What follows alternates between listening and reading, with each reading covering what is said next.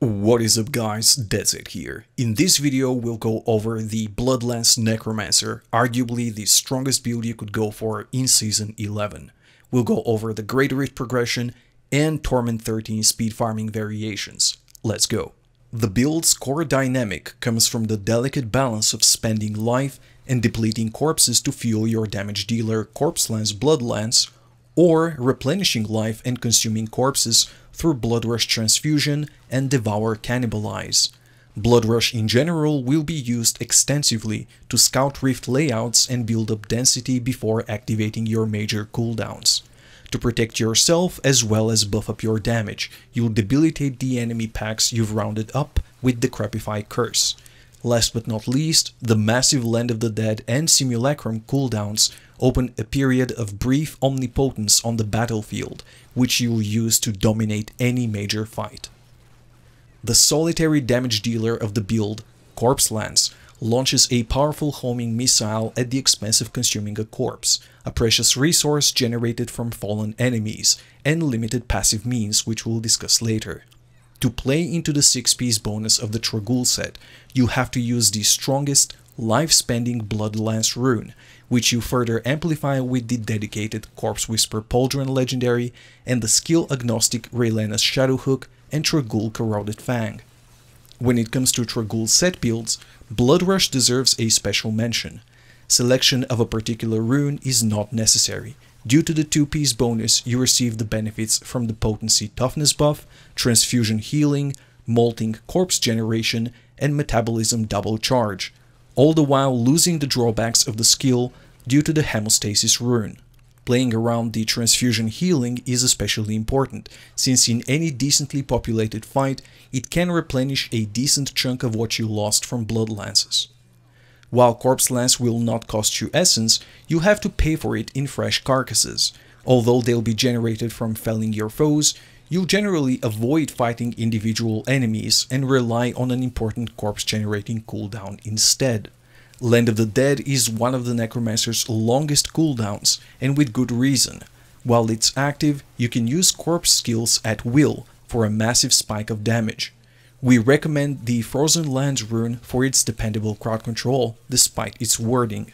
Playstyle wise, make sure to have a good pool of enemies and, ideally, lured elites, as well as an active Simulacrum to gain the most out of this massive cooldown. As mentioned above, you'll be incorporating a second long cooldown, Simulacrum, solely to buff up your damage. While the clone copies your secondary skills, notice that none of them are taken in this build. The skill is simply taken for the short-term doubling of essence via the Reservoir rune. Do your best to synchronize the activation of Simulacrum and Land of the Dead, considering their matching downtimes and similar active length.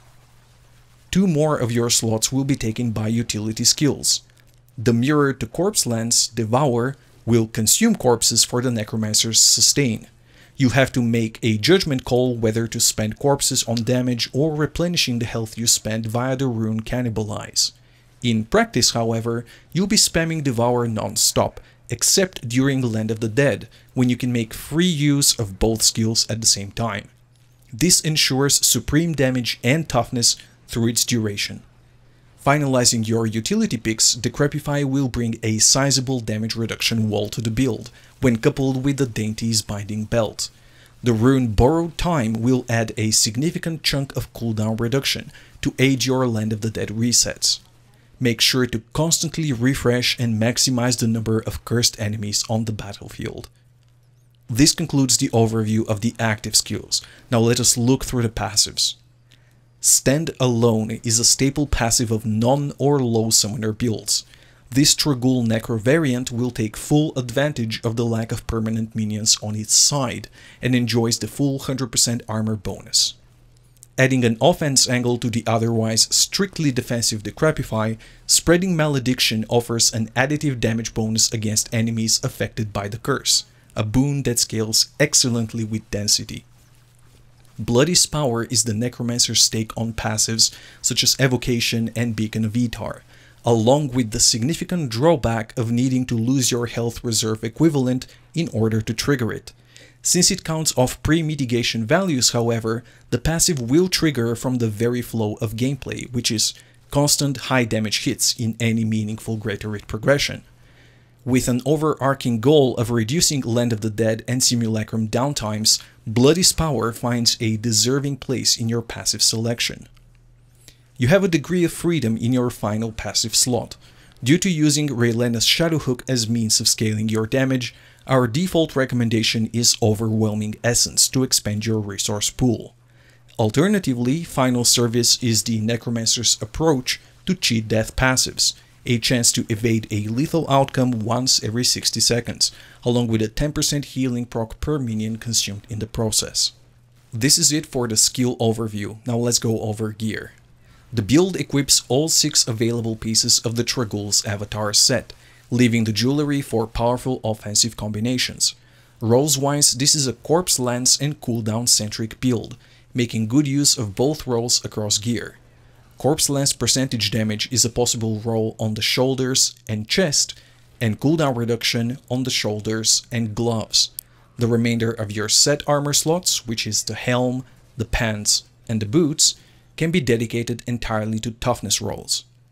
Not skipping on any of the pieces required to obtain the 6-piece bonus of the Tragul's avatar opens a powerful offensive combo in the jewelry, the Endless Walk set, the Compass Rose, and the Traveler's Pledge.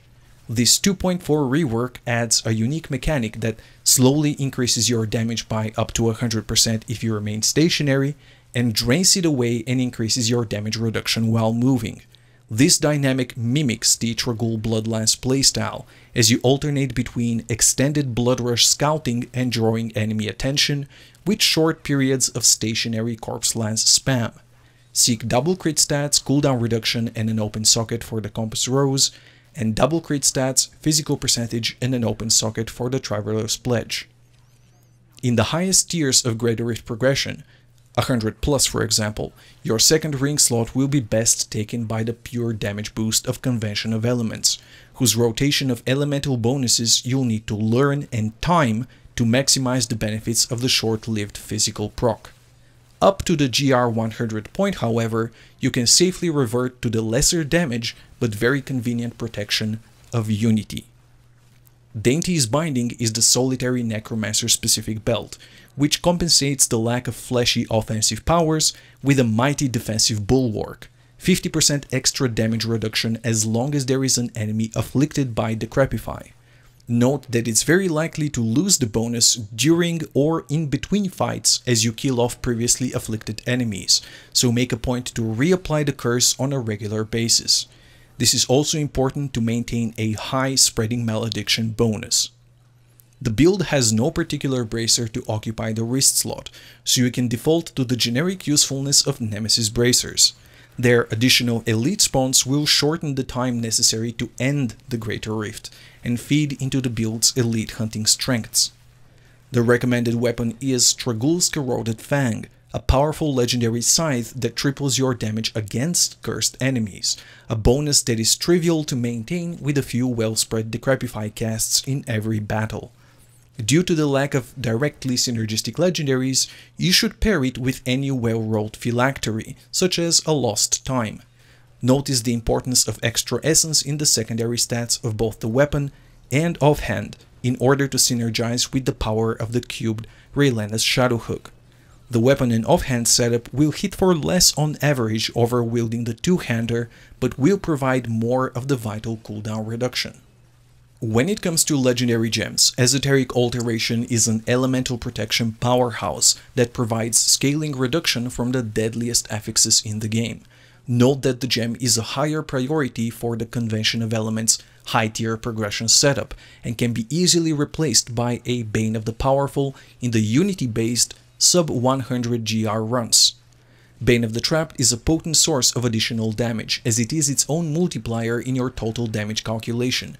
You will be proccing this gem consistently with a combination of Frozen Lance stun and the strong Decrepify slow. Zai's Stone of Vengeance is another independent multiplier, whose range-dependent amplification can be easily maxed out by the long reach of Corpse Lance. The level 25 property will add some minor control and safety to the build, as well as another proc for Bane of the Trapped. When it comes to Kanai's cube, your weapon slot should be taken by the two-handed scythe Raylena's Shadow Hook, whose power scales your damage multiplicatively based on your maximum essence. This places a strong emphasis on expanding your resource pool via Simulacrum Reservoir and Overwhelming Essence, maxing resource in paragons, and attaining a high maximum essence in the weapon and offhand secondary stats. With the strong emphasis on Corpse Lance damage, it's only natural to include Corpse Whisper Pauldrons in the armor cube slot. These shoulders scale Corpse Lance damage per corpse consumed, a bonus you easily max out during Land of the Dead. Finally, the jewelry cube slot will be taken by Crispin's Sentence, whose effect doubles your damage against targets affected by a slow and triples the bonus if you affect enemies with any other form of crowd control. This potent bonus will be reserved for your Land of the Dead frozen lands, but will affect every present enemy in the radius. Note that while you can theoretically equip the ring and cube the worn jewelry recommendation, it is preferable to store Crispin's Sentence in this slot, due to its natural increased attack speed roll, which deprives you of the ideal double crit, cooldown reduction, and open socket ring rolls. In the Paragon points, max out movement speed to the 25% cap and spend the rest on maximum essence first, and then intelligence in the core section. Focus on cooldown reduction and crit stats in offense. Prioritize armor, life percentage and resists in defense, and take area damage and life per hit first in utility. That concludes the Greater Rift build overview. Now let's talk about the normal Rift speed farming variation for Torment 13. You should adapt your skills first by swapping the defensive Decrepify curse for the automated offense staple Frailty with Aura of Frailty. This will help you affect a great number of enemies with Spreading Malediction without needing to cast anything. You should also change the sustain-oriented Devour, which is a loss you'll make up for by using Dark Creeping in your passives for example, for the 2-second stun of Bone Armor Dislocation. During an Ingion proc, the 10-second cooldown of Bone Armor is practically nullified, so you can have an on-demand proc of Crispin's Sentence. Also, you should replace the progression-oriented Simulacrum Reservoir, whose enhancement of Raylena's Shadow Hook burst damage you don't really need in regular rifts, with Command Golem Flesh Golem, adding a source of passive and active corpse generation. You should also adapt your gear. While Unity will provide adequate and unconditional 50% damage reduction to use during farming, you can all but negate incoming damage in regular rifts and gain additional utility and speed through an alternate jewelry combination. Avarice Band is an Act 3 cash legendary that, in conjunction with a gemmed boon of the Hoarder and a worn gold wrap, will render you practically invulnerable during normal rift farming. Note that it also extends your pickup radius up to the whopping 30 yards as you pick up gold, enabling a near screen-wide effect to the Aura of Frailty. Complete the jewelry with the Jonestone to add a helpful damage increase during Land of the Dead downtimes. However big the influence of Ingion, you are still dealing with a 2-minute base cooldown. Since you'll be dropping Decrepify in favor of maximizing offense and utility, you should make up the toughness loss with a gold wrap in the place of Dainty's Binding. Besides the corpse generation from the active component of Flesh Golem, you can also add a source of passive corpse generation by replacing the Tragul Gloves with Moribund Gauntlets. As far as gem adaptations, in speedruns, Elite and Rift Guardian fights are significantly faster and less threatening, thus the value of gems like Aztec Alteration diminishes, and it's best replaced by Boon of the Hoarder, part of the gold utility triumvirate we've already outlined. Since Torment farming favors speed over optimal positioning, take the universal buff of Bane of the Powerful over the conditional Zai Stone of Vengeance.